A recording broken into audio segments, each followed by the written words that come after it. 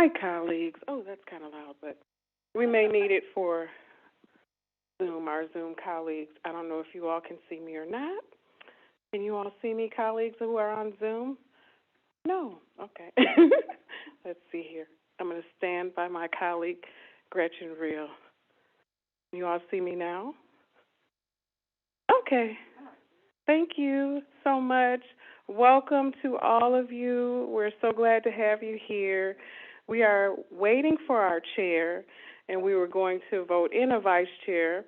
So what we're thinking is we're going to do introductions, and I'm going to start by saying hello. I know some of you I've only met on Zoom. I'm Tina Jackson, the Assistant Commissioner of Workforce Education. So glad to be here with you all.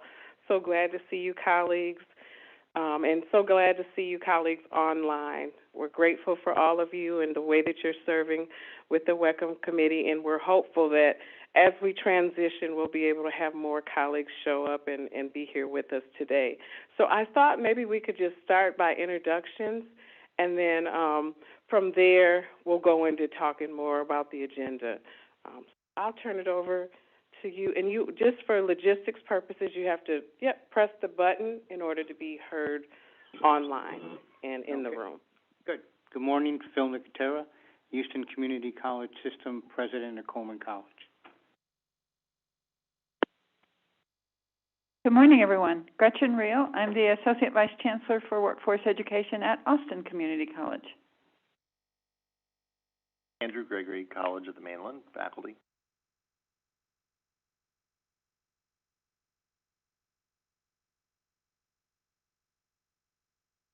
I'm Tom Cox. I'm the Chair of Languages at San Antonio College. Rhonda Dozier, Program Coordinator, Faculty. Texarkana College. Dwayne Shaw from Kilgore College. I'm Dean of Public Services and Industrial Technology. Robin Garrett, the Deputy Chancellor of Academic and Student Success at Central Texas College. Leslie Keeling-Olson, the Director of Perkins Grants and Criminal Justice Professor at Temple College.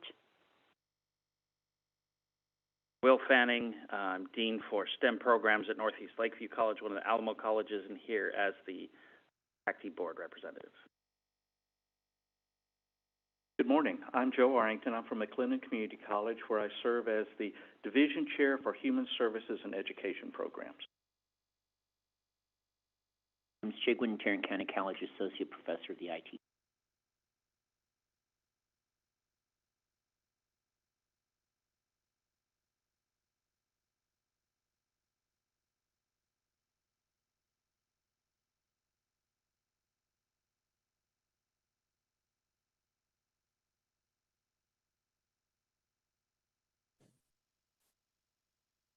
If you're ready for online, Chairman Garrett. Well, thank you. I'm not the chair any longer, so Dr. Jackson is going to be handling it until Dr. Olivero gets here. Thank you. Hi, Dr. Jackson, are you ready for online to introduce? Yeah, I just thought I would come sit up here so you all would be able to see me. And yes, if you could introduce yourselves online. Linda Head, Senior Associate Vice Chancellor, External Employer Relations, Lone Star College. Good morning. My name is Cindy Bridges, and I serve as the Vice President for Instruction with Alvin Community College. Good morning. My name is Kevin Morris. I serve as Dean of Business and Technology at San Jacinto College. Dean of Education, South Plains College. Christina Bergvall, the Program Development Director at College of the Mainland, and I'm here as the TASE representative, and I'm also the CE Course Review Subcommittee Chair.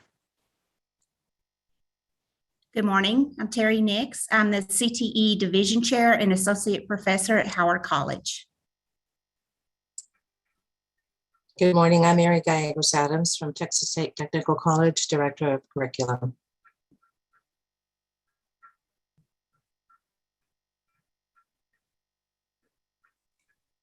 Good morning. I'm Gregory Newman, Associate Dean, Collin College, oversight information technology programs.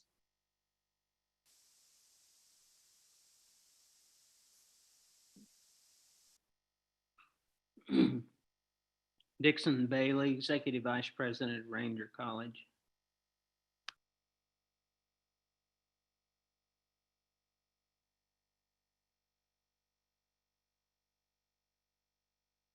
Colleagues, one moment while we transition. We're going to go ahead. I'm going to let the chair gradually get in here. She's rushing from the airport, so we're just all going to work through this, and I will move over so she can actually take her seat. So one moment.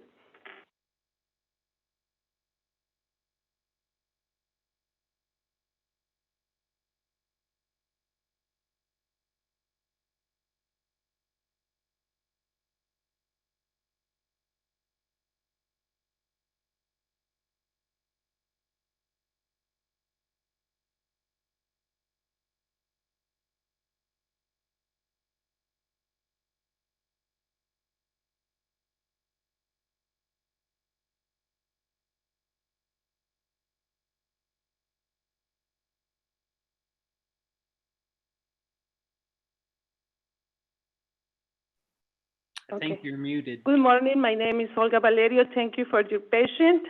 My flight was a little bit late. Thank you so much, Dr. Tina. Thank you, everybody. I believe that we are already finished with the introductions, right? Then after that, we are going to item number 2. Oh. And let's go to wait for a little second. I think so Dr. Jackson was making some little remarks today.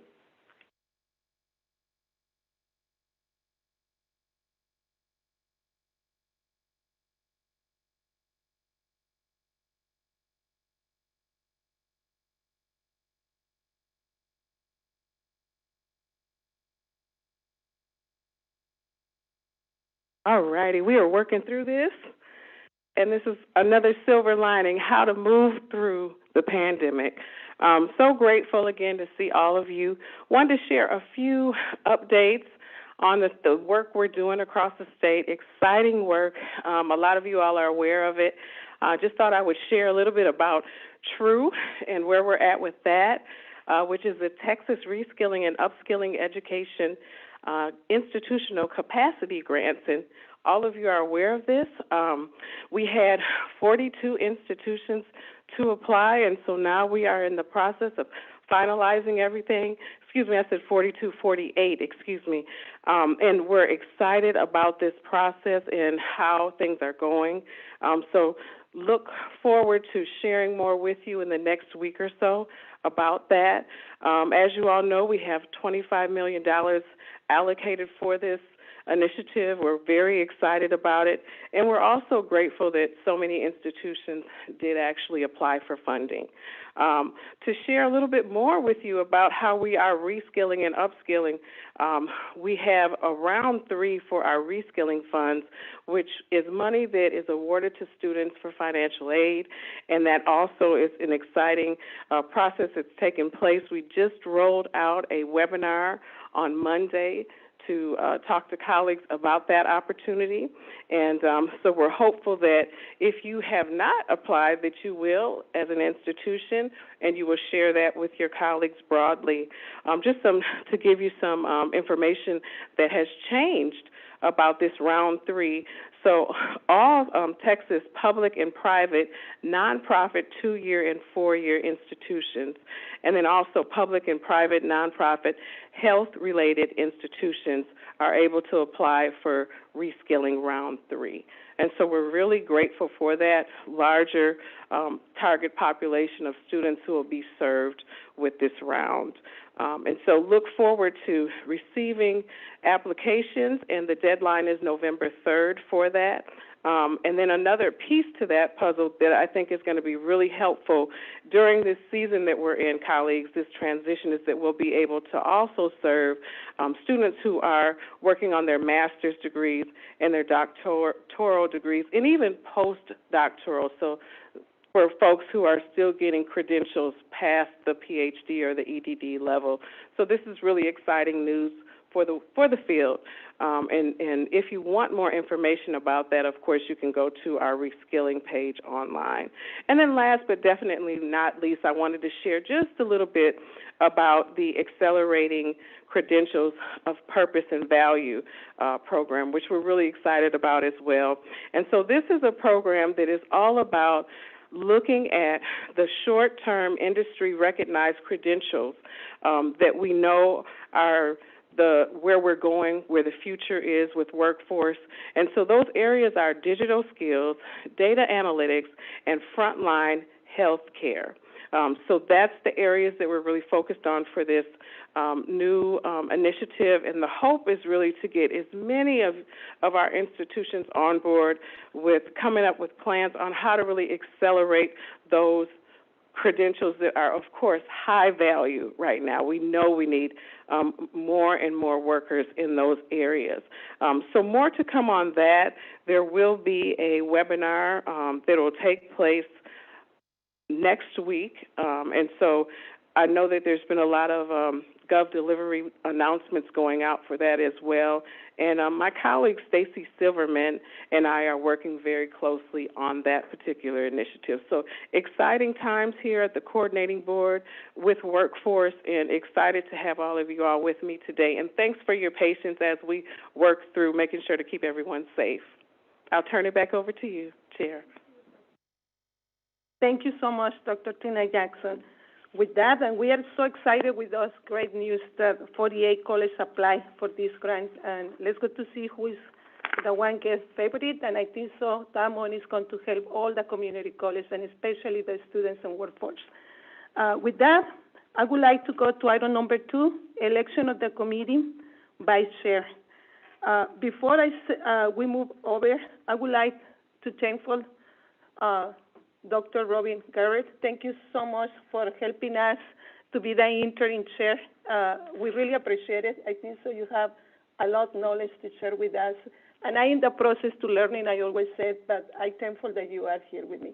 Thank you so much. And everybody, thank you to Dwayne and Mindy, Dr. Jackson, and everybody for the support I have through this transition. With that, let's go to see have an election. Before that, I wanted to say, this election is going to replace the vice chair, Olga Valerio, myself, who is moving to the chair. As a reminder, we are going to need a vice chair responsible for conducting the WECM Advisory Committee meetings and conveying committee recommendations to the board if the chair is unavailable. And will serve for 2 years as presiding chair after serving 2 years as a vice chair.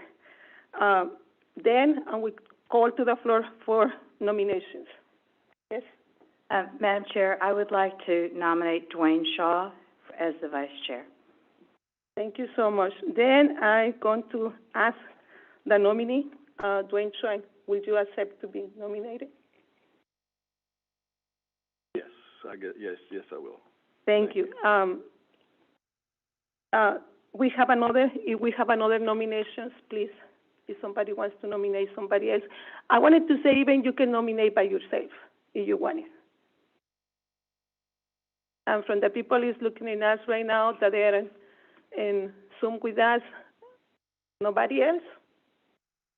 Well, I think so. I'm going to wait a little bit more in case that someone is a little bit shy.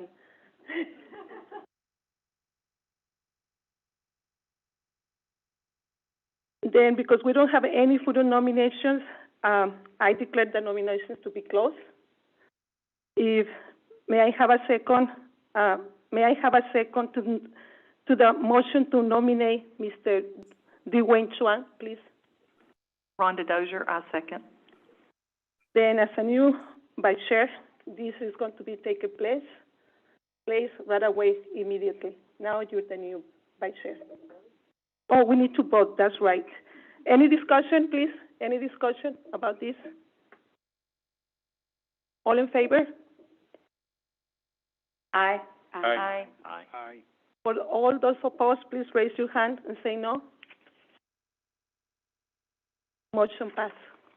Motion passed. Thank you so much. Congratulations. I don't know if it's congratulations or good luck. You're going to have more work. But good luck. We have a new person, a new vice chair. And then with that, we go to item number 3. We are going to consideration and approval for the minutes from June 23, 2021 meeting. The staff sending the meetings are ready for us. I don't know everybody has a chance to look. I would like to know if we don't have any corrections or amendments.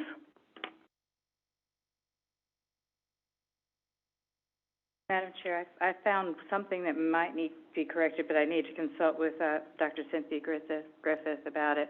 On number 7, it says Dr. Cynthia Griffith did have anything to report at this time. Does that supposed to mean did not have anything to report at this time? That's correct. Yes, if that is, there's nothing after that, then that is what it should have been. Okay. Does not have. Okay.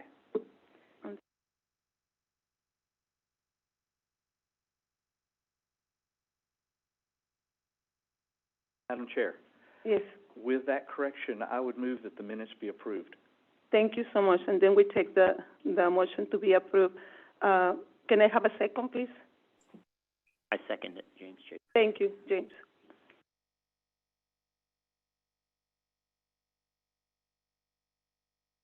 And we already passed the minutes. All in favor? All in favor? Aye. Aye. Aye. If we have a opposed, please raise your hands. With that, the agenda for June 23, 2021, it passed. Thank you so much. And item number 4, public testimony on agenda items. We have a public testimony. We have somebody. We did not receive any requests for public testimony. Then item number 5, coordinator board updated 87 legislative section, Perkins, WECM, House Bill 64, cybersecurity pathway, reskilling and upskilling support funds. Is Dr. Mindy? So Mindy's not here today. So hi, everyone. This is Stephanie Perkins with the Higher Education Coordinating Board. Good to see everyone. I will give some brief updates on some of these things on behalf of Mindy this morning. As far as the 87th legislator is concerned, we are moving with a few different House bills and Senate bills within the agency on work groups. As far as a Perkins update, we are currently closing FY21 and getting FY22 started up. I don't have anything to report on GIPWE or SB 64 this morning, so I will go ahead and move that over to Sherry for the Reskilling and Upskilling Support Fund update. And if anyone has any questions, I'm here, of course. If you'll permit, before Sherry starts, just a very brief update on the GIPWE. The coordinating board staff are working on updating the GIPWE and hope to have it finished by the end of 2022. Areas that we're considering for the update include micro-credentials, high-value credentials, advanced technical certificates for post-baccalaureate students, linking WECM and ACGM courses, prior learning assessments and open education resources, and secondary to post-secondary career pathways. We've invited a WECM Advisory Committee and the TACTI Board of Directors to provide input, and we'll be scheduling meetings with the staff to get their input on any of these topics and any additional topics they might feel be necessary. Regarding the SB 64 Cybersecurity Pathways project, we presented a draft white paper with the help of the work group, and that is in the process now of going up to the commissioner for his approval. And as soon as it's approved, then that white paper and the pathway course sequence will be posted on our website. We have for those. Thank you so much to the coordinator board. Thank you to Dwayne, and thank you to everybody. Item number. Yeah, I'll turn it over now to Sherry for an update. I'm rushing so fast, okay? You've been in a hurry all morning. We totally understand, Madam Chairwoman. Thanks. Thank you. Thanks for having me. I actually don't have a lot to add because Dr. Jackson sort of ran down these three major efforts that are being financed through the Governor's Emergency Education Relief Fund, or GEAR. First being Reskilling, which is now open to round 3 as of October 11th, which will, with an application deadline of November 3rd. Reskilling in general has had now 3 rounds of competition. And I think most of you have institutions that have applied and have grants from this program. Hopefully, if you don't, please do apply for round 3 or consider adding round 3 to what your portfolio of reskilling grants. The modifications that have been made to reskilling in July and then again earlier this fall include an extension of the grant period through September 30th, 2022, and a considerable easing of student eligibility requirements, which we hope will be helpful to everyone who's trying to dispense the crucial financial aid that the reskilling grants are focused on. And also some simplification and reorganization of how financial aid awards can be made to students. So we're hoping that both of those elements will make it considerably easier to dispense reskilling funds for financial aid to students in high-value credential programs that you all have selected. The TRUE program, as Dr. Jackson said, is about to announce our first round of awardees. We're very excited about this. We did have 48 applicants from all over the state that represent well over very, very great majority of all public 2-year institutions in Texas, both technical and community colleges and districts. Very, very gratifying. As you all know, SB 8 passed last week. I don't know if the governor actually has signed it yet. We're watching that. And dollars have been allocated through the state to TRUE, to perpetuate TRUE. So stand by. There'll be a lot more information about another round of TRUE dollars that need to be dispensed based on the legislation. As you might remember, for those of you who are looking at it, our first round of TRUE is GEAR financed and is in a nod to TRUE, I think of it as a proto-TRUE in some ways. It's not the exact statute, but very close. And so this next round will be the enactment of SB 1102, will be TRUE, and it'll be very exciting. And finally, accelerating credentials, which is a piece of work that Workforce Education is doing in alignment with our Academic and Health Affairs team. Dr. Stacy Silverman is Assistant Commissioner.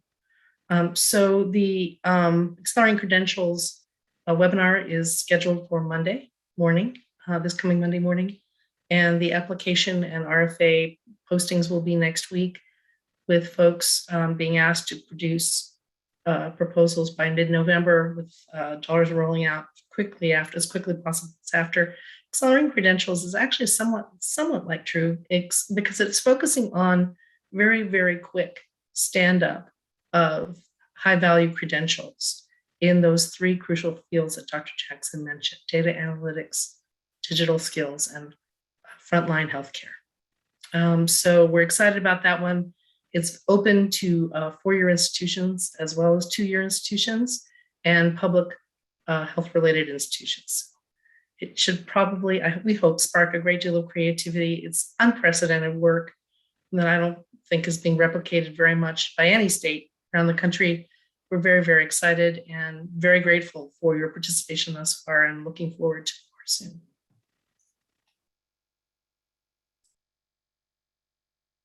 Thank you so much. Any questions about this exciting news that we have it? If somebody have a question or a comment? Yes, I have a question. I'm one of the newbies on the committee, and it's really my second meeting, I guess. I have a question on the TRUE grant. You mentioned digital skills. That is pretty broad. Can you be more specific? What type of digital skills and areas are specific in that area? Thank you, Dr. Newman. Actually, the digital skills issue is associated with accelerating credentials. And TRUE is actually more generic than that. It's like any kind of new kind of high value credential program can be created and stood up and expanded or multiplied.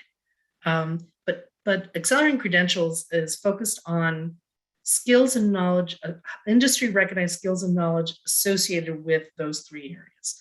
So it could be virtually anything. It could, under digital skills, it's things like computer programming. It's any kind of anything dealing with cybersecurity, software, anything having to do with the digitalization of skills. So you can think GPS or other kinds of applied skills that are actually now digitalized and incredibly important in career trajectories for folks. So it's any of those components. And as those applications are being developed, we're hoping that institutions will ask us and we'll look, help and guide you in any way, because those are broad categories. Thank you. Sure. Thank you so much. Another question or comment? This is Christina Bergvall with College of the Mainland. I'm somewhat new. I've been participating for a few times now, but if I wanted to get more information, are these all housed on the same page through the co-board? And then I can kind of dig in a little bit deeper in the areas. Is that correct? Yes, ma'am. So our challenge is to make sure that you all are getting information. Dr. Jackson alluded to a series of Gov delivery announcements. Those are going to continue. That's one of our major conduits. Our second one is our webpage, our web pages. And what we're doing is systematically, as these new opportunities are rolling out on your landing page, on TGCB landing page, on the right, there's a column that says topics of interest. And there'll be links. There are links for TRUE, there are links for Reskilling. And if not already, there's about to be a link for accelerating credentials, purpose and value as well. You can click on those, it'll take you directly to the page where information about the programs are, the applications and RFAs, webinar videos, slide decks.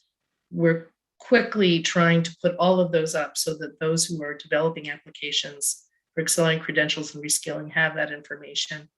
It's been a bit of a challenge. Actually, everything we do at THECB has to be accessible. And so that accessibility standard is very, very high. We take it very, very seriously, but it's also a little hard. So sometimes the development time to post things gets a little extended, but we're working as fast as we can to post everything that you'll need. And again, we respond to questions very, very rapidly. So any questions you may have can be posted either to reskilling@highered.texas.gov or to new credentials, that's for accelerating credentials. New credentials at highered.texas.gov, and we respond as very, very rapidly. That's our goal.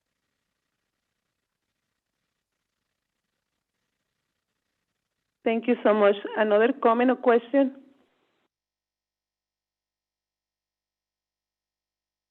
I have a comment regarding to the grants.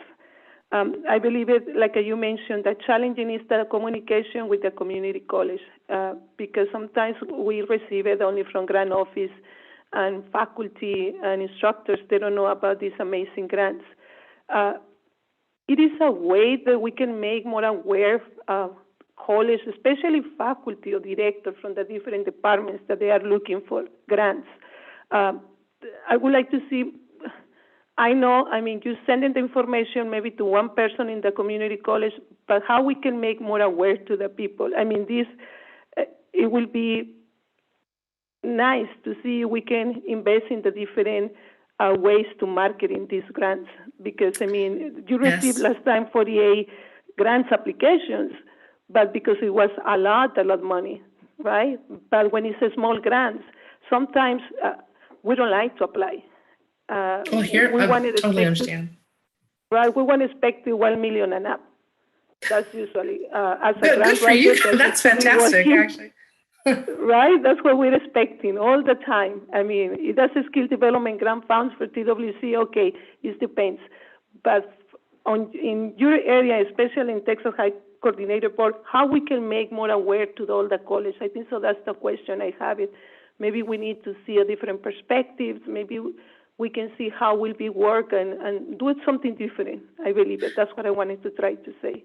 Well, thank you so much for that feedback. It's really important, and it's something that I think we're all concerned about and really do take very seriously, because you're right, we have something called a CTC point of contact, and then we have a Perkins point of contact, and then we have the address levels for your executive leadership, your presidents and chancellors, and your provosts / chief academic officers.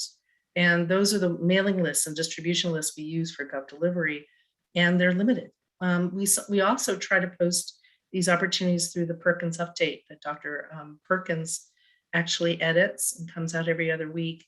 But, you know, there have been so many of these programs rolling out over the past 2 months that it's a challenge for you all. It's a challenge for us as well. So thank you. Any kind of creative ideas about how better to publicize these opportunities in a timely fashion would be really welcome. Well, this is Christina again from College of the Mainland. I know one of the key takeaways just from this conversation, and something I try to learn in each one of these meetings, is, you know, just organically and grassroots, what can I do to help bring information back to my college and into my organization, to TACE, whom I'm representing by participating on this committee. And so sometimes it's just a call to action, you know, and embedding that somewhere. I can't recall what the emails say or, you know, what the updates say, but, you know, I follow explicit directions usually, most of the time. So I know from here forward, I will make more of a commitment to do so, at least my part for my institution. And do you know, that one is open an idea that I get it right now that Christina talked. Maybe we should just send in this kind of information to the representative for the different TACTI, TACE, and maybe TACRO. If we can send them about these grants to them, and they can, you know, send them to the different community colleges, and then maybe post in your also web page like a link. It will be now that you have 2 areas, 2 links to look on it. You have TACE, you have TACTI, and then they can see it, because these 2 organizations are tremendously good for us, because we have to think this is our customers for WECM. And then we always alert about what happened, because they use the WECM a lot. And as our customers, we need to know why they do it, or what they are doing, or what they are helping with the industry, because they are in the front line, TACTI and this organization. Saying that, I would like to move to item number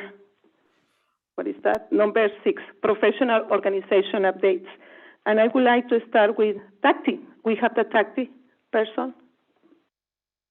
Okay. Okay. Yes, ma'am. Thank you so much. Madam Chairman, I am here. So a few items of update from TACTI.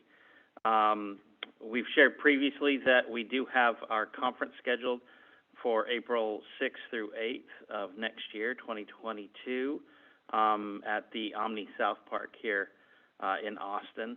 Our theme is going to be back in the saddle. We have a couple of pre-conference workshops that we have scheduled, one on Perkins and one on WECM and GIPWE. We want to share that information and make sure you're aware. We also want to acknowledge Mr. Hiller's information about TACTI working with the office on the GIPWE information. And so we have been solicited for feedback, and we're working to provide that feedback. Then lastly, a small item of sad news. I want to share with everyone that one of our board members, Dr. Carrie Mix, passed away unexpectedly recently. That as well. Prayers are with family at this time.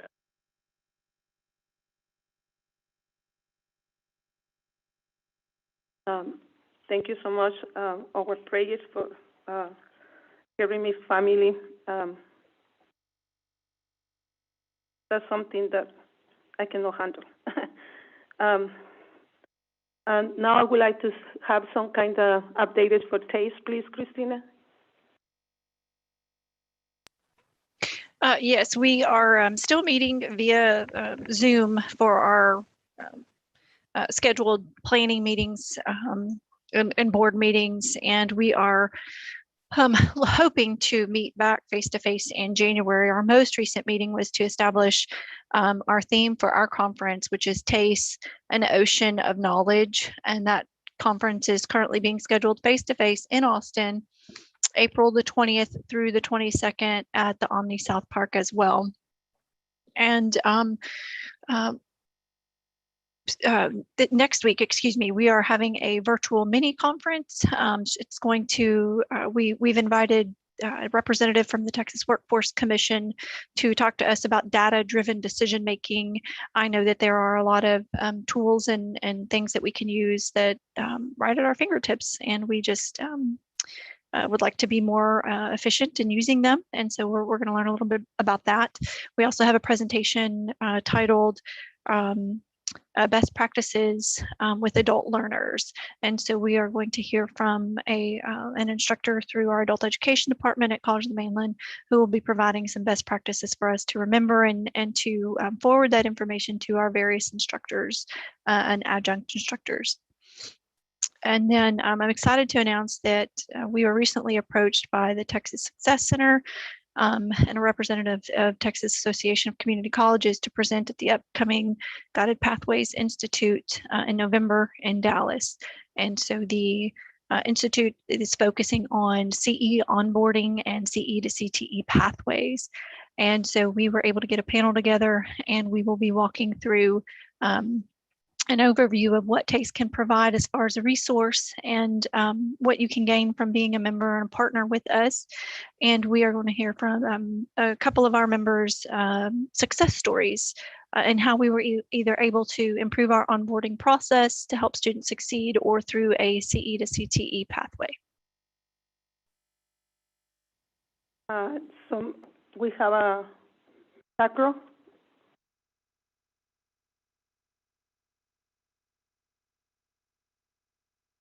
No, we don't have it today.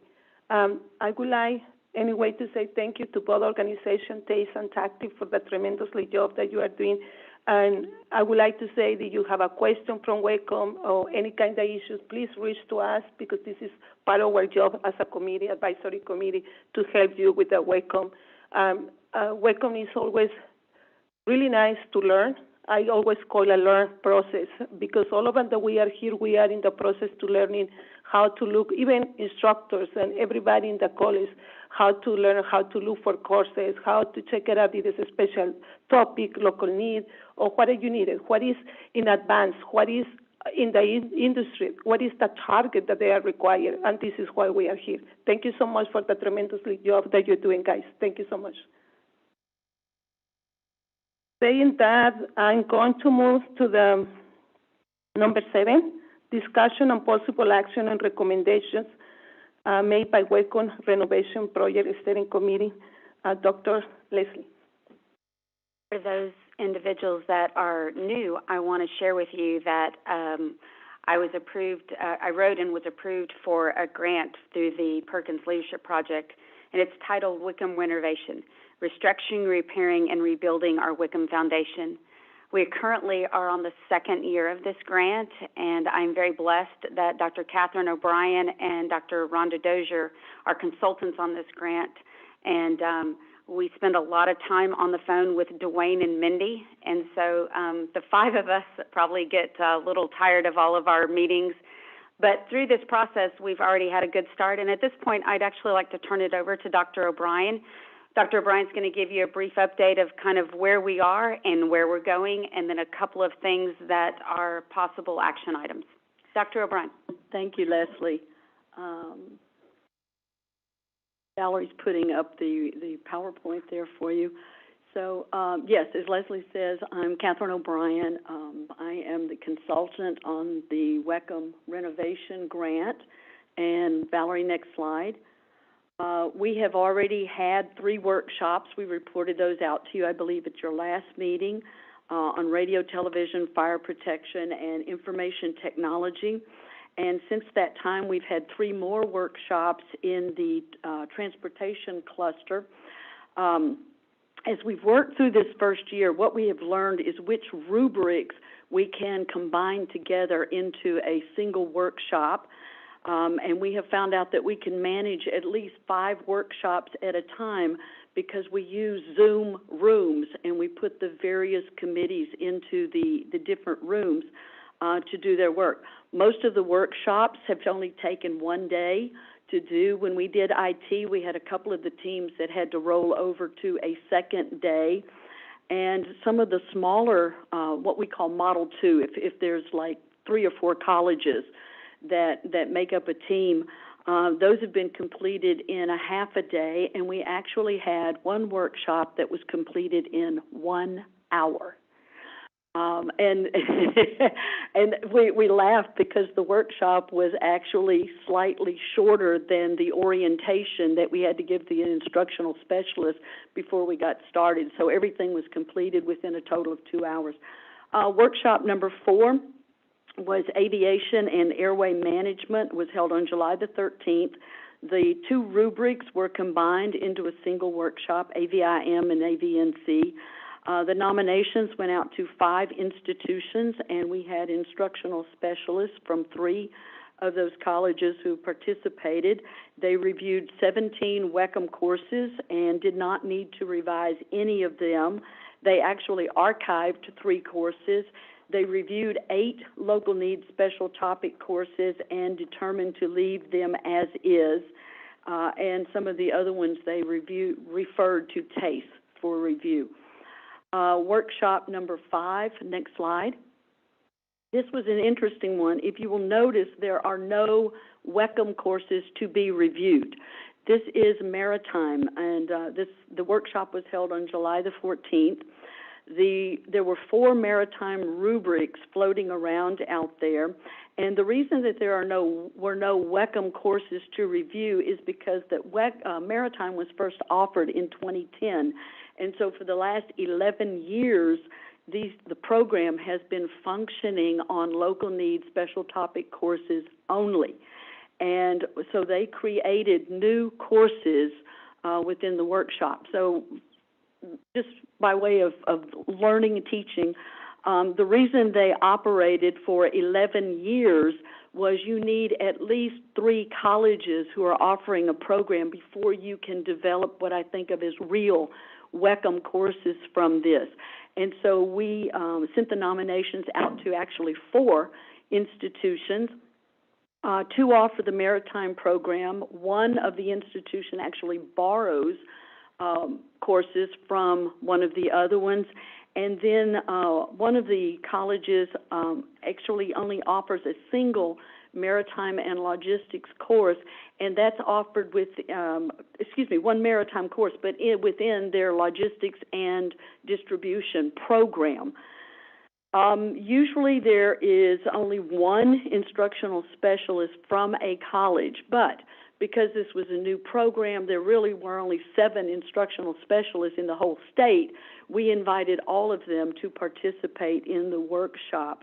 The other thing is that you usually only look at the last 2 years of local needs special topics courses, and Dwayne Hiller thankfully reached back and got even older ones because those courses were actively being used by the institutions. So this team reviewed 97 local need courses. Of those 97, they wrote 21 new courses. And then the remaining 43 courses that were still out there, they determined that they should be left as local needs special topics courses. Typically, you might think that you only need about 15 3-hour courses to give you 45 hours, and then the 15 hours of gen ed would give you your 60-hour degree. But the institutions are actually using different courses. Some courses are for inshore, what they refer to in their industry as brown water, and then some of the other institutions were doing inshore and offshore, brown water and blue water courses. And so they needed more than 15 courses, and this is where you get that kind of divergence on what different institutions are offering. So again, there are now 21 new WECM courses out there for the institutions to use. And next slide, please. This is the workshop that took 1 hour. This is small engine repair and motorcycle maintenance. The workshop was held on July the 22nd, and the two rubrics were combined. There were 3 institutions who offered this program, and we had 3 instructional specialists from those 3 institutions. They reviewed 22 courses, they revised 16, and they archived 2. And then they only had 3 local need special topic courses, and they determined to leave those as is. The next slide.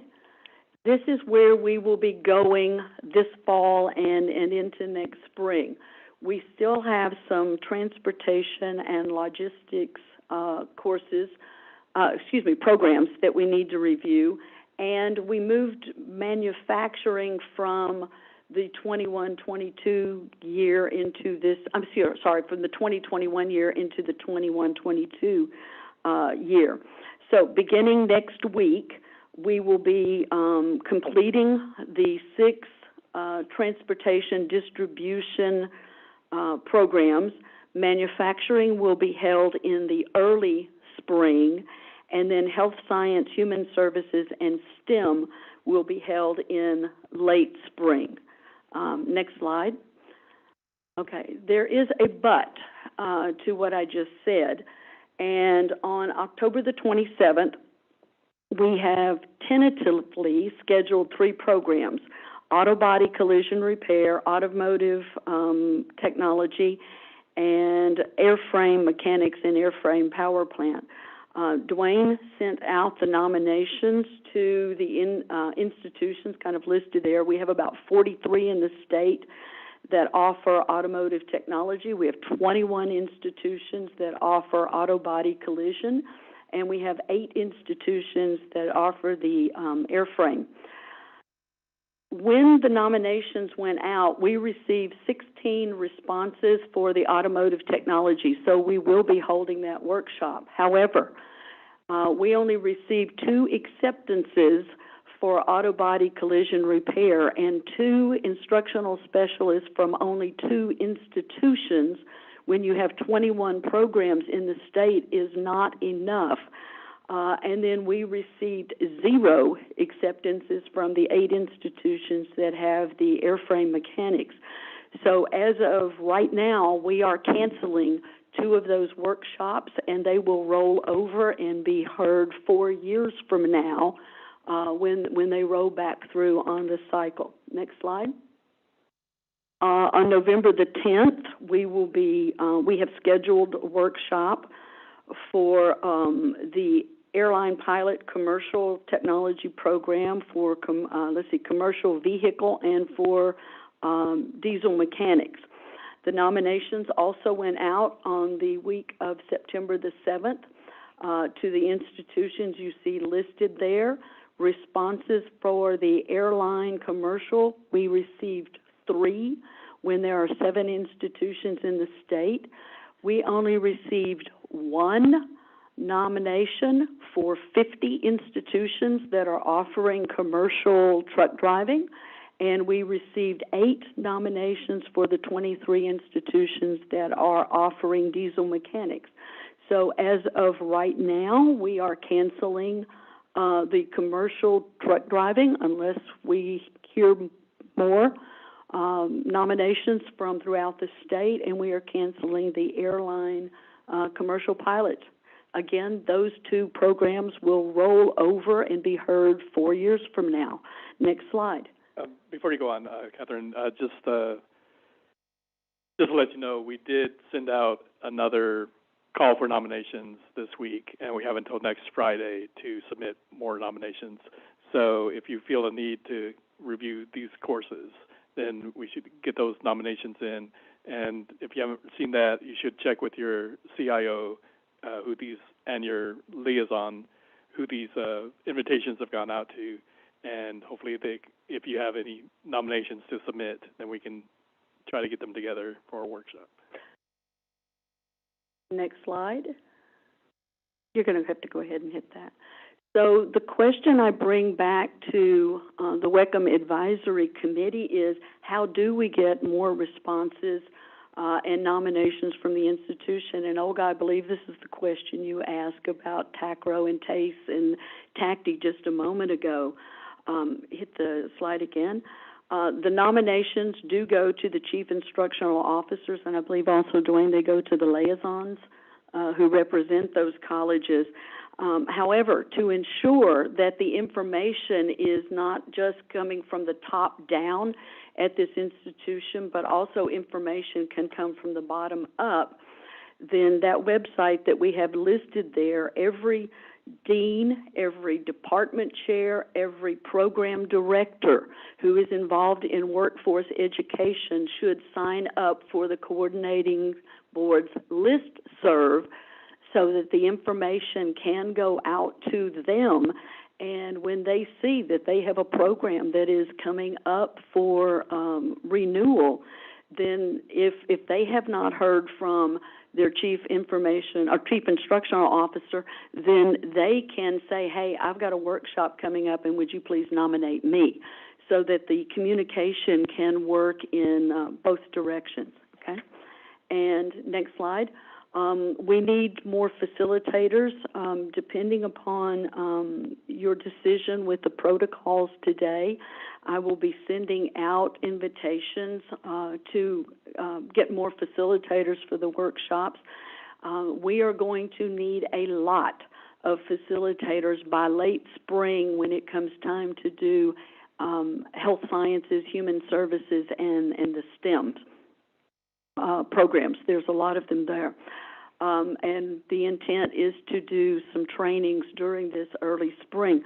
The way the training works is there is a training that you go through that is online, but then the next phase of that training is you have to assist with an actual workshop. So if for example, I'm doing a workshop and I am the facilitator, you're kind of sitting second chair, and at some point I step back and turn the workshop over to you so that you get some experience before we turn you loose to facilitate a workshop on your own. So we will be needing more facilitators. The early spring for the manufacturing, we will be starting on February 2nd, February 9th, February 16th, February 23rd, March 2nd, March 9th, March 23rd, and March 30th. And we will hold workshops every Wednesday until we get through all of the workshops that are within the manufacturing cluster. And then the nominations for the late spring workshops will go out in February, and for those, again, for the clusters 8, 10, and 15, we will begin holding workshops on May 17th, actually, because we're going to do Tuesdays and Wednesdays during the week, so around May 18th, 25th. And if you'll notice, we try to finish by the end of June. And this is to give Dwayne time to take all of the courses that get revised during a WECM workshop and get them into the database by September 1st so that colleges can start to pull down the new courses. So we usually wrap everything up. This last year we held workshops all the way into July, because they weren't very big. They were the smaller workshops that we were holding. So the nominations for the late spring will go out in February, okay? Any questions today? Catherine, do we also want to let everybody know that we have found workshops to be very effective on Zoom, so we'll be continuing on Zoom? Yes, all the workshops will be held via Zoom. This has been, nice. The one thing, though, that we did receive feedback from the instructional specialists, and what they missed was the time together to talk about their program. So what we do is when we take our lunch break, we leave Zoom going so they can stay there and just chat with each other about what's going on with their individual programs around the state, okay? And we have not figured out, for those of you who remember cookie hour, we have not figured out how to deliver the cookies yet. I have a quick question. Yes? So you mentioned when we have these meetings, like you've had 4 already, Dwayne will now put those course revisions in the WECM. So Dwayne, when were we going to see the ones that we did in the summer? I know, like information technology. I remember you mentioned something in the June meeting that they're supposed to come to the WECM board for our approval, and you're going to try to get them in by the end of the year. Has that happened yet? Right. Or was that something similar to that? I don't remember the exact wording, but I was just wondering, when will we see those ones? Like, I'm in IT, so when will we see the IT revisions added to WECM? Yeah, I think there was a little confusion on the order of how these were going. I believe they came to the meeting, the advisory committee in June, and the subcommittee for WECM revisions hadn't reviewed them yet. And so the correct order would be they go to the subcommittee first, and then the subcommittee recommends them to the advisory committee. And that's going to happen today. So there was just that little glitch on getting the order of approval correct. Yeah, to answer your question, they should go out by the end of, hopefully by the end of this month, if they're approved today. I do have one comment, Dr. O'Brien, and for the group and anybody listening as well. On the CVOP courses that you had one applicant for, there are some major changes in FMCSA regulations going into effect the beginning of next year. I think actually February 1st of 22. I also think that probably, so I believe that that's something that definitely needs to be looked at. So we need to try to get as many folks in as we can. I think possibly also the other reason why you only had one nomination, a lot of those programs are run with adjuncts or using a third-party service to provide those trainings. So that may be difficult, but even if we can get a small group of full-time folks together, I don't believe that's one that needs to be pushed off to the 4-year mark is kind of what I'm alluding to there. Yeah, Dwayne, I am willing to reschedule any of those that we had to cancel, but, again, we do need the colleges to find the people for us, even if they are adjuncts. These workshops do not take, that long. We have really streamlined this process. It used to be, a day and a half, 2 days that we held these workshops. It was travel time, it was hotel costs, it was food cost, it was transportation, buses. We don't do any of that anymore. This has become a really effective process to hold it online this way. We just need the people at the table. Dr. Ryan, to add to Mr. Shaw's comment, I believe several institutions have truck driving in the non-credit side also. So if TASE could help get the word out, that'd be wonderful, because they can review the courses to meet the legislative or as well. Dwayne, when these go out to the CIOs, I'm assuming it goes out to whoever's in charge of, they would have oversight of CE courses as well as credit courses. Some do, some don't. Okay. Yeah. So it depends on the institution. So we might need another path for some of this. Okay. Right. It might be just a matter of getting it from the, getting it out maybe through TASE. And with that, Christine has her hand up. Go ahead and. Yes. Yes, I do. There's a few of us actually that have our hands up. So that's what I was going to ask about. TASE is usually comprised of administrators, and so there are program directors like myself who may not do that particular job or have that particular occupation. However, we can engage with any adjunct instructors to be able to get information for comments or for feedback at those workshops. My second question was, I see that it looks like there's new facilitator training. Is that in person or is that online as well? It's all online, Christina. Okay, perfect. I might be interested in following up with either you or someone about getting a facilitator training maybe for our group. Yeah. Okay. Okay, Linda has her hand up also. Do you have a question? Yeah, thank you. First thing is about adjunct.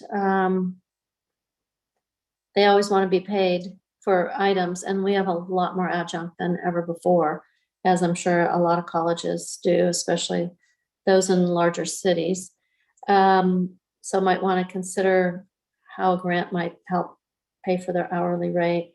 Second thing is for full-time, we are workforce education. I don't know if I'm truly representing the other community colleges when I say this, but Most have Fridays where they don't have classes or afternoons. So I don't know what hours you're doing this on Tuesdays and Thursdays, but we don't really have subs. It's not like the public schools. So if you could schedule in afternoons or Fridays, you're more likely to get full-time faculty input. Thank you for that recommendation, Linda. The ones that are going to be held in the late spring are actually after finals in the spring semester, May and June. Yeah, I saw that one date the week after graduation. I saw one date the week, those 2 weeks in May.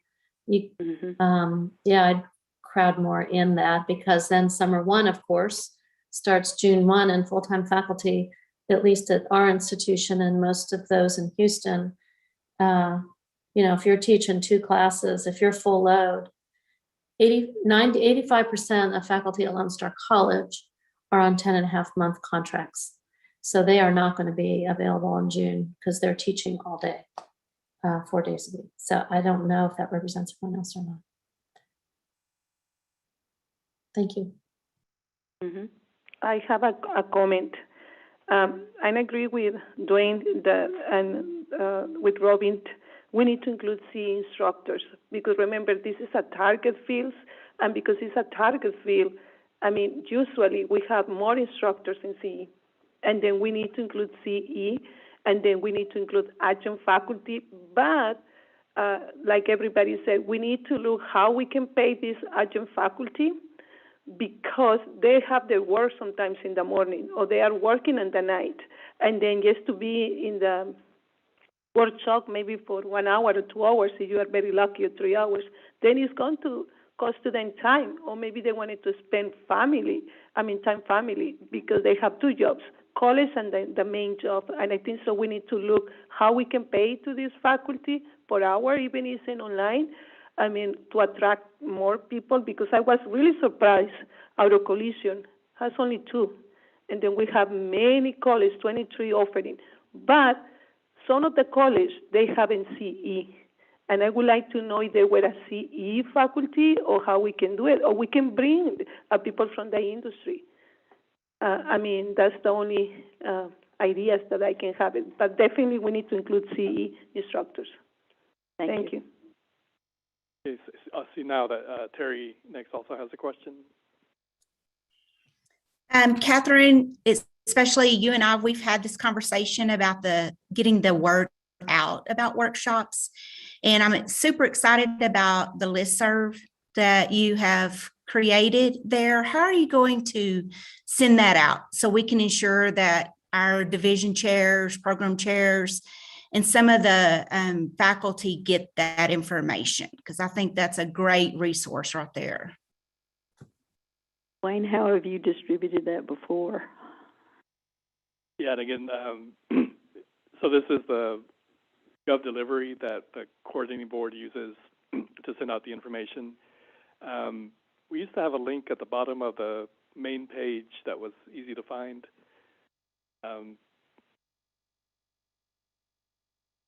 Currently, like if you go to the link that Catherine posted on the website earlier, it'll take you to that to sign up for that. And this is again, anybody, faculty, deans, anybody can sign up. Even general public can sign up for the listserv and get the announcements when they. Thank you so much. We are going to have a copy. The advisory committee is going to have a copy for this presentation, Catherine. Yes, I've given it to Valerie. Thank you so much. And I'm sorry, somebody wants to make a copy. I was just going to follow up with, I think that's a great resource. I think that if us as WECM committee members can also make sure that we get on that link and we get that information out, and maybe even, and it may already be, so I apologize, but like maybe TACRO and TACE and TACTI, if we can put that link on our website, I think anything we can do to get that participation is going to enhance the quality of the workshops. Thank you. We're going with Leslie, and then we'll go with Fanny. Okay. So I've noticed that numerous people have brought up the idea of paying the adjunct instructors. However, is that just going to be adjunct? And then also, should it be every instructor? And the only reason I'm asking is at this point I need to do some research, but I will caveat that to you and remind you this is not as robust a leadership grant as WECM was in the past. It is far more limited funds than how WECM was originally set up. So if I do need to do some research on that, I need possibly some guidelines or some specifics, because we could have, especially when it comes to nursing in the summer, it's how would I budget for that, or what would be the expectation on, I need a little more feedback on that specific. Actually, Leslie, we never paid faculty out of the Perkins grant, even like if you want to think of it in the old days, okay? Their travel and their hotel were covered by their college, as well as their, per diem for food and so forth. So that was never built into the grant before. Transportation from the hotel to wherever the facility was covered by the grant. And then we brought meals in, so because there were working meetings, and those were covered by the grant. But no, never were faculty paid. Leslie, and you're right. If we pay to the adjunct faculty, we have to pay to everybody. I mean, you're right. I didn't think about that one, but that one is going to make more hard to bring the adjunct faculty. But I don't know. I don't know how to answer that one. Maybe you need more money, but that you said that you don't have enough into your budget. And then it was traditional. For full-times, I understand, because they are full-times, and it's part of sometimes our duties to have a better curriculum and to provide a better instruction. But my problem is the adjunct faculty. That's the problem. And then because this is a target occupations, then obviously community college, they don't have enough instructors in these target occupations. And we need to bring adjunct faculty. We need to bring industry. Maybe we need to look some kind of process, or to look how we can call this adjunct faculty, this industry, like we used to do in the college. We call advisory committees. Maybe we need to call advisory committee in this workshop, and then we can ask maybe for 2 hours or 3 hours. It will be nice if they can donate to the college, maybe. I will take this to the WECM steering committee. That is the steering committee over this grant, and then provide feedback or more information at the next meeting. So I think everything that I wanted to contribute has been said. I just want to mirror a couple of things about paying adjuncts. You got to pay the full-time faculty when they're off contract for these summer dates as well. So that becomes a slippery slope. It occurs to me that we may consider how we advertise the opportunity rather than asking for nominations. You may be able to change. I don't know if we can legitimately change the language to ask the administrators that we're sending these out to provide their representative rather than ask them for a nomination.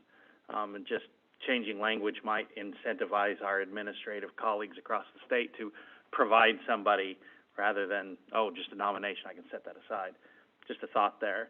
Then on a personal note, I heard you say that the facilitator training is all on Zoom, and then I see here that during TACTI, there's going to be a facilitator training opportunity. Is that face-to-face or Zoom? That was a proposed idea, because I don't have direct communication with the TACTI board. That's the planning committee will. But if they want to, I will do a face-to-face during the TACTI conference. Leslie is going to, I believe, have a table as a vendor for the Perkins grant for anybody who wants to discuss, and I plan to be at the conference. Half the board's here, so we'll definitely discuss that. And then one other question, just as a new member to the board here, I'm assuming that our workshops are closed meetings for just those that are coming to participate. Do you have observers? Not unless you are a facilitator in training, and then essentially you are an observer for that. We had situations where people would just show up in years past because they knew it was a workshop and they thought it was their right to be there, and you get asked politely to go home. And then with the nominations that we have received, we had 3 from one college, and I had to send an email back to them and say, you need to pick one. The Maritime one was a unique situation where we had 7 instructional specialists from only 4 colleges. But, for the other ones where you have an established program, 1 from a college, and that does, when you have multi-campus districts, that doesn't mean 1 from each college within that district. It means, 1 from Dallas or 1 from San Jacinto or 1 from Alamo, not for each one within there. And then it's expected that instructional specialist would have talked to his colleagues or her colleagues before coming to a workshop. Welcome. Comments? Then we have some recommendations. We have some recommendations. Leslie, was there anything that the advisory committee had to vote on? The recommendations have actually been sent to the subcommittees, and so that is coming forward, but through subcommittees. Thank you. Okay, thank you. And then it's no recommendation that we have to do today. Thank you so much for the presentation, Kathy, and thank you so much, Dr. Leslie. Thank you so much. Then, saying that, we are going to move to item number 8, discussion and possible action on recommendations made by the Course Review Subcommittee. Dr. Cynthia Gritti. Good morning, Madam Chair. The Course Revision and Archival Subcommittee met on August the 21st, September the 9th, and October the 15th to discuss the WECM Course Review Workshops information that was received from the Coordinating Board. The subcommittee has agreed on the following and has 7 recommendations. So this is a little lengthy. As you can see, there's been quite a few workshops.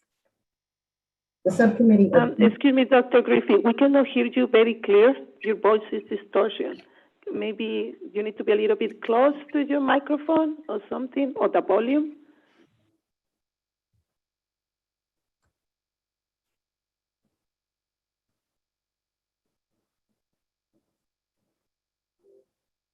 Madam Chair, is that better? No, it's still like kind of breaking up. The sound is like distortion. I'm sorry, I don't know what else to do at this point. I've turned up the volume and I am closer. Do you have a headset? Not in my office right now. How would you like me to proceed? We can hear you a little better now than we had before, so let's see if we can move forward. Is that okay, Madam Chair? Yeah, that's okay. The subcommittee has agreed on the following and has 7 recommendations. The first is approval of radio and TV, the RTVB course revisions. The second is approval of fire science, FIRS, and FIRT course revisions. With that, there was a note that contact hour ranges for CE courses be updated to match changes in the semester credit hour contact hour ranges. The third is to recommend the approval of information technology course revisions with the following notes. For ITSC and ITSW, during the local need course review, it was recommended that a new course be written, ITSW 2472, Portfolio Development. That was accomplished and is a part of your documents. For ITSC 1316 and 1416, the maximum contact hours were reduced from 144 to 128. For ITSC 1019 and 1319, since the 1419 was archived, the CE contact hour range should be changed to match the 96 maximum contact hours. For IMED, the contact hour ranges did not match Table 4.1 in the GIP week. So we recommended a need to add to GIPWE. Actual contact hour ranges for courses may be more limited than the ranges in this table. So that is a statement that is recommended.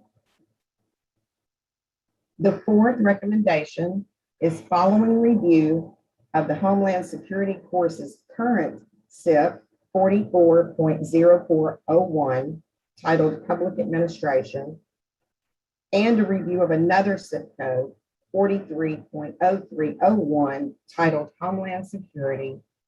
The subcommittee believes the 43.0301 SIP code for HMSY courses is more appropriate and recommends changing the SIP code for Homeland Security courses from its current SIP to 43.0301. The fifth recommendation is approval of the small engine, MRTC, and SMER course revisions. As well, during the discussion of the courses, it was also noted that contact hours were not in the preferred range. And with that, the subcommittee proposed a change in protocol stating that institutions may narrow the contact hour range, but may not expand it. The sixth recommendation is approval of aviation, AVIM, AVNC course revisions, with the notation that AVIM 2373 included a lab recommended, but it only had 48 semester credit hours listed. Since this was a local needs course, however, there were no changes recommended. And the last, the subcommittee recommended approval of the new courses in Maritime, NAUT. And with that, I would like to say a note of thanks to Dr. Catherine O'Brien and Dr. Robin Garrett for their contributions in the subcommittee review. And certainly I want to say thank you to each one of the subcommittee members as well. And Madam Chair, that concludes my report. And the subcommittee and myself, we're happy to answer any questions. Just want to say as a reminder that these recommendations are in your packet of handouts, and they were emailed to you earlier this week for those of you online. And the course changes that were referenced were also emailed to you in the past couple of weeks. The final recommendation for the NAUT courses with the corrections were made, and those corrected courses have also been emailed out within the past couple of days. So if there are any questions or comments about those recommendations? I do have one question. When we are making a recommendation to add a note to the GIPWE, is that an action that this committee can take? I realize we can change the WECM, but can we actually make changes with it? Well, you are, as this committee is making the recommendation to the coordinating board to change the language. So, Dwayne, was that when it says ITSC portfolio development PDF, has that been given to us? Because I was asking us. I don't see it here in this list, and is it?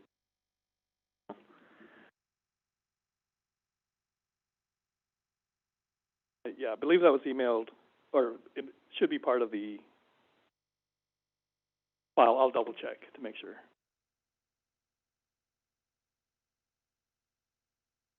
And then we are going to make a recommendation.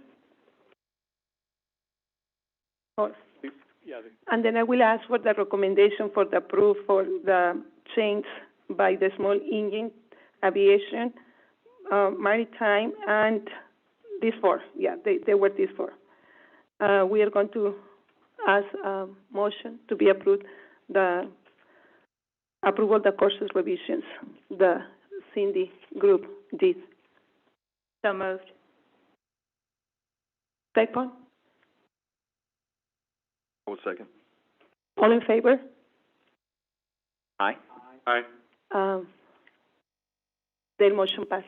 Thank you. Thank you, Cindy, for the great job and from the hard work that you did. Thank you so much. Yeah.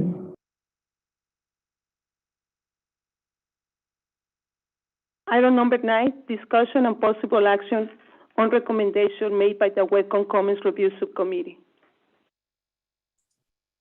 Yes, this is Rob Blair, South Plains College. The coordinating board did not receive any WECM comments over the past quarter for the WECM comment subcommittee to process. Therefore, I do not have a WECM comment report for the October 22nd WECM Advisory Committee meeting.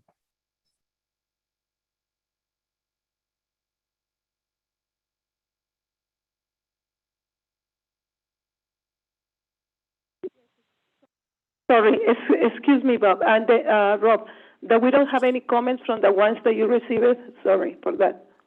Yes, ma'am, that's correct. No report at this time due to no comments over the past quarter. Okay, thank you so much. And then it's no recommendation, it's nothing, and then we move to item number 10. Discussion and possible action on recommendations made by the Special Topics and Local Need Course Review Subcommittees, Christina and Dr. Olga Valerio. I'm going to answer that one if Christina has something. We are in the process to review it, the courses that were sent in to us, because we were waiting for a recommendation to this committee how we are going to handle, because we don't want it to review the courses and then Leslie and her team, they were also checking which one courses they are going to stay or how we are going to do it. We are not going to do a double work, and we want it to work smart. And then that's why we are holding a little bit until that we hear which one courses that we are going to review. But we don't have any update, just that one. Do you have something else, Christina, to say it?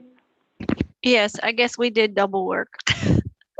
I didn't go through and see, and actually, I don't think any of the ones that are currently being reviewed or on the cycle affected us. So we just rolled our sleeves up and did it. So we had 3 different tabs that we had to go through. The Excel sheet is what Dwayne had submitted to everyone early this morning or late last night. Overall, and generally speaking, we accepted everything as a local need or special topics course. I did highlight in yellow the ones that we would like to recommend either be reviewed or to become a new WECM course based on various reasons, which are in the comments. And then as an additional note or question, there were some areas that I highlighted in what I call like a pale red that should be reviewed and perhaps be followed up with that community college that submitted that local need or special topics course. When we are going through this review, we do look at each other and kind of ask questions, and then it's kind of like, well, we don't really know. If this, then we might say something else. And so we usually have questions. And so my question to the committee is it possible or is it protocol for us to reach out to the community college that submitted the local need or special topic, or do we simply allow it to go through this recommendation process to get the committee to follow up after it's been presented to the advisory committee? I'm just not sure what the process needs to be. Sometimes it's just a quick question we have. Sometimes it might be more of a conversation and a discussion about that, but I don't want to overstep whatever protocols we have in place. So if I could get someone to advise us on how to proceed. And then as a follow-up, where we had asked or where we had suggested or recommended that a new WECM course be entered rather than continue as a local need or special topic. How are those tracked for trending? I don't know if the co-board or Dwayne and all his infinite wisdom and skills in Excel has the ability to provide us with some sort of trending pattern, or if that's something that we are going to have to be responsible to do. Hopefully it is the former and not the latter. So any advice that you can provide on how we communicate would be great. Okay, I have yes, one that I can tell you, Christine. We cannot communicate with the community college. We can. Our work, our task is just to review and make a recommendation if the course is already there in WECM, we are going to mention it's already in WECM, and then we give it to them the rubric number and how we see it. That's it. But I'm going to ask Dwayne if he has something else to add to this one. But this is what I know. Oh, maybe somebody from the members, from the advisory members. I would like to say maybe Robin knows. Yeah, let me just say. Go, Dwayne. Yeah, normally, so we have these. Well, supposedly we have these monthly meetings with the subcommittee chairs, and I think at that time you can either then or as the questions come up, you can just email me or let me know, and I can communicate with the college whatever questions you might have on those courses. And then as far as the recommendations, we do collect these and prepare them for the workshops when they come up. And so we kind of have I guess you can say, a master table of all of these courses and all of the comments that come in. And so whenever workshop is held, like auto body or automotive, we look back at all of the auto body, automotive, local needs, special topics courses and check the comments that were made at that time. And then we send those to the workshop for their consideration. So it is followed up. It may not be immediate, but eventually it gets followed up with. Does that cover everything? Answers all my questions. Yes, thank you. Yes, I would like to recommend to the subcommittees, because we have a really good meetings to meeting one time a month. After the pandemic or something like that, we went to the break. One of the subcommittees stopped to meeting, and then I'm talking about my subcommittee.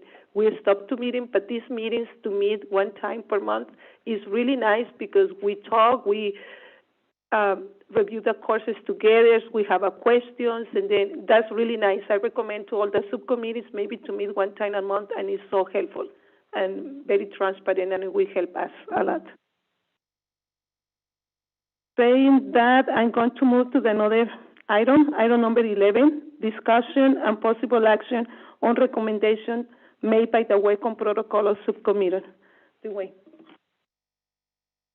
Thank you, Madam Chair.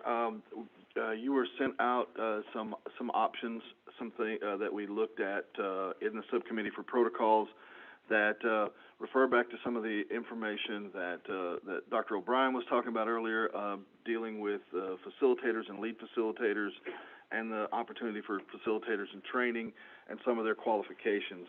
So the two sections of protocols that are the major change, or I say the major changes, the 0401, where it goes into the qualification descriptions for facilitator. Originally it said facilitator / mentor / facilitator, and that one description kind of housed both in either or.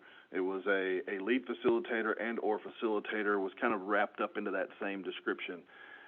We basically went back to using a terminology that we had used, as Dr. O'Brien called it, in the good old days, with lead facilitator and facilitator being the two pieces of terminology that we were using and kind of breaking out the descriptions on. One of the comments that was made as we were looking for facilitators and or lead facilitators was a statement in the original protocols that mentioned that those who served as facilitators or lead facilitators or mentors, the way it was initially noted, needed to be administrators of some sort from workforce programs.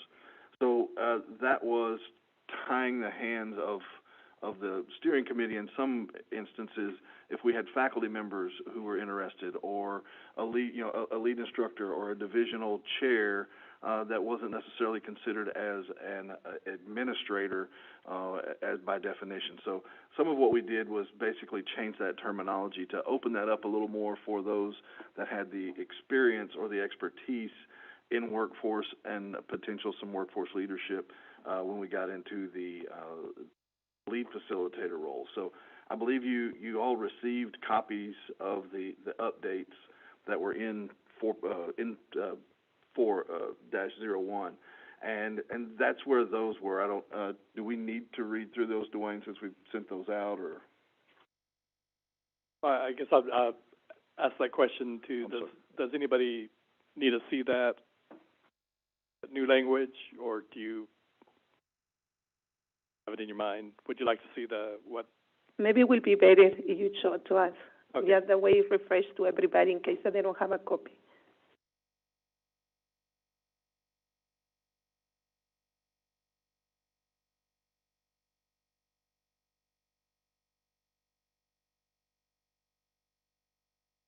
Okay, so the first part is under course review workshops, and this is the part that Dwayne was talking about, where it previously said workforce education administrator, and we're changing that to expert. Just anyone with expertise in workforce education may serve as a facilitator. And then language previously said mentor. Our new language is now lead facilitator. So it looks a bit strange where it says lead facilitator or facilitator, but that is actually the new terminology we're using. Further down on the protocols 4, we changed the name of lead facilitator, and we updated the qualifications section.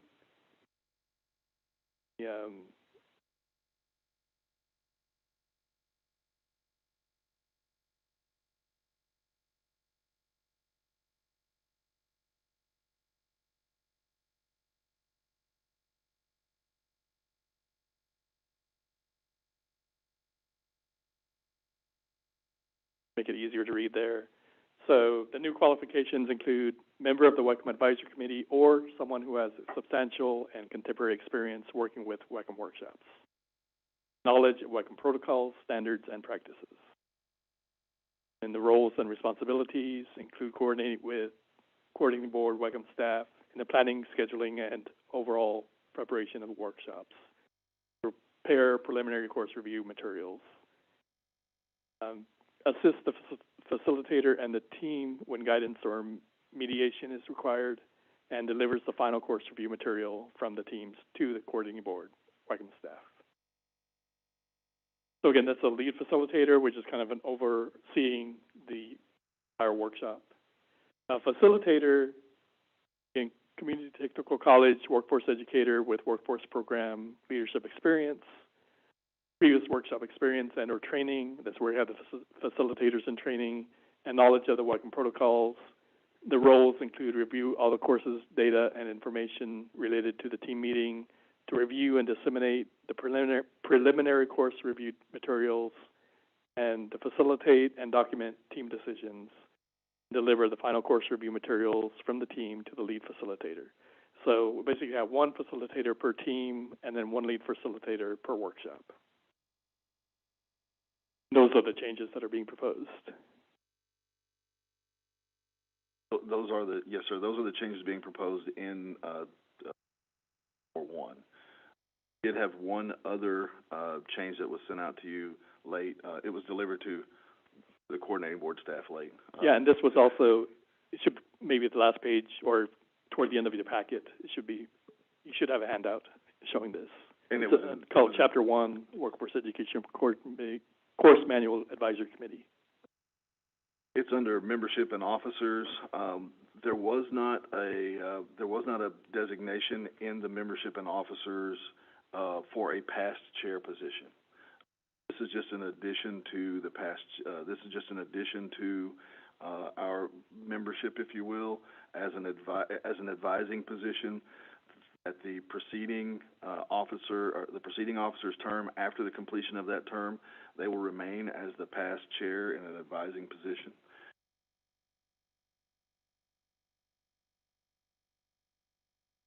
Thank you. Are we? Oh, thank you. I would like to have a motion for the change in the WECM for the train all the training language for education for the education course manual, such as to change mentor to facilitator and to change administrator to expert, etc. And also the rules and responsibilities in section 4.1 and membership and officers from chapter 1. Madam Make Chair, a I'd like to motion. Thank you. Okay, Leslie. And then second? I'll second. Terry Nix. Thank you. Motion approved. All in favor? Opposed? Motion passed. Thank you. Thank you so much, Ray. I don't know, you and Robin is getting expert in the workforce manual, and I think so you're going to be a great chair, honestly. I believe it. And before that we move to the discussion of future meetings, we were talking about the election of the committee by chair. Item number 2, that we forgot the subcommittee chairs. We have a subcommittee chairs. I have a copy. We are going to change the subcommittee chairs. For all of us that we have it, let me look for my copy.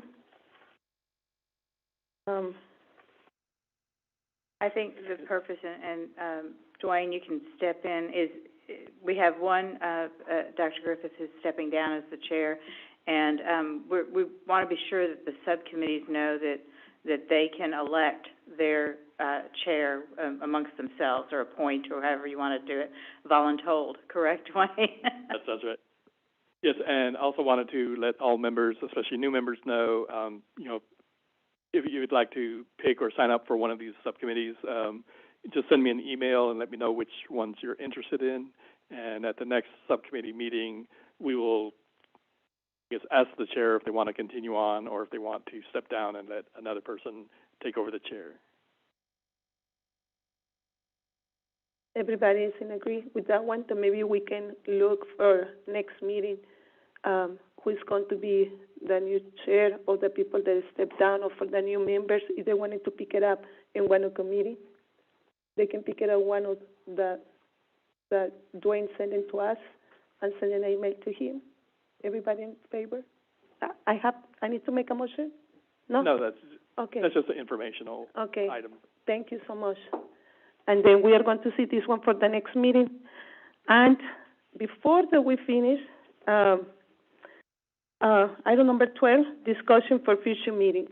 We usually set up a meetings in advance, at least 2, right?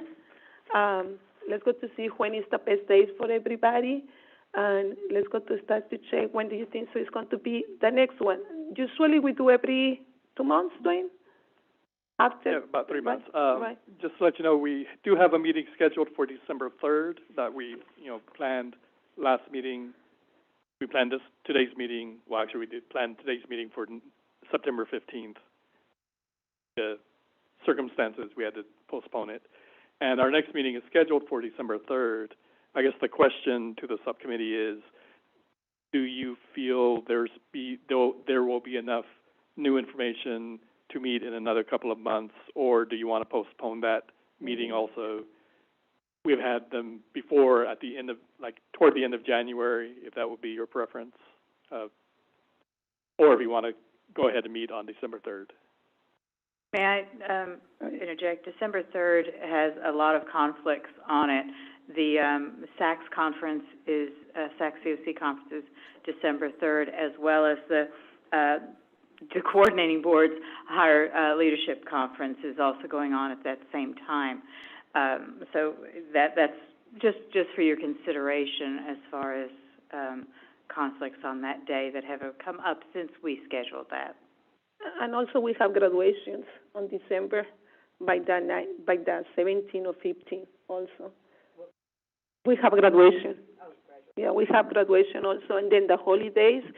And I think so December now is out to our agenda. Maybe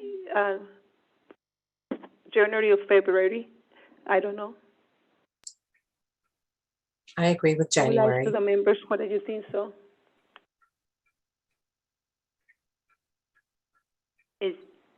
How's everybody's calendars look for the end of January, the 21st or the 28th? 28 works for me. I don't know the rest.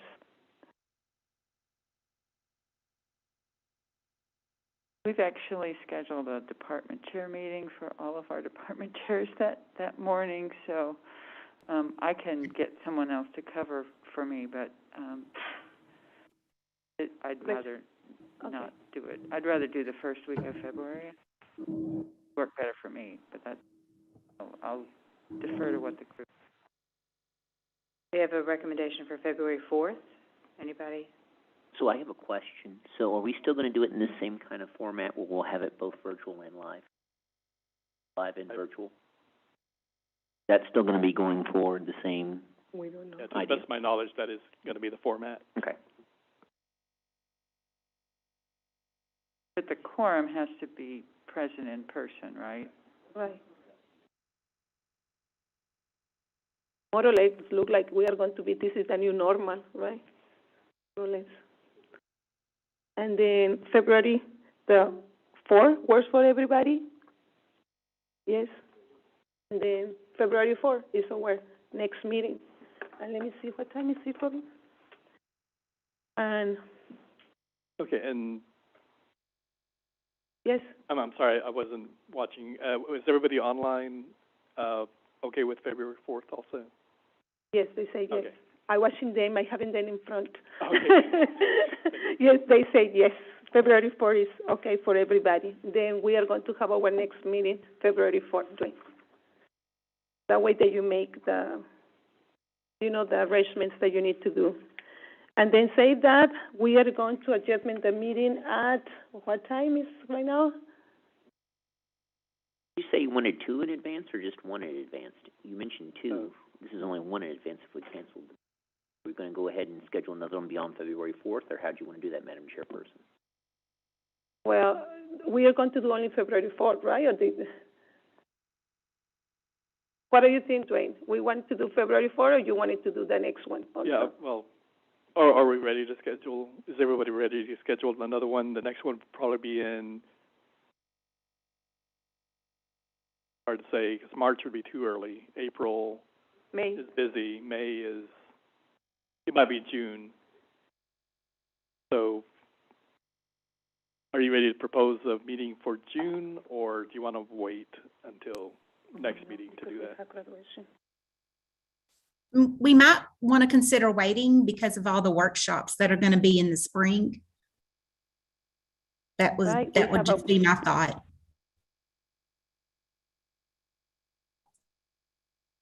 Yeah, we're supposed to meet quarterly, so we have to, that's part of the protocols. So we can't just keep pushing, we can't eliminate a meeting. Right, and I think actually it's there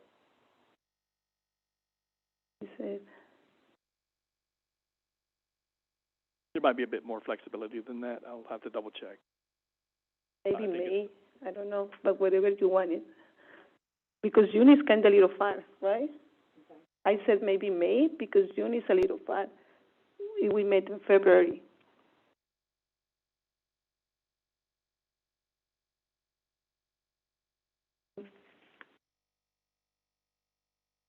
But we can reschedule the next meeting in our next meeting. We can check it out. Anyway, then the last item is adjournment this meeting at 11:46. Thank you so much to everybody. Thank you for listening us, and see you in December 3rd. Another question or recommendation, Dwayne, before that we close. Okay, and to clarify, we're going to cancel the December 3rd meeting and we'll next That's meet right. on That's right. February 4th. February 4th. That's right. February 4th. We are going to see each other on February 4th. Thank you for the correction. Thank you so much, and then see you on February 4th. Have great holidays and have a great Christmas, and see you, and everybody have a safe trip. Thank you so much.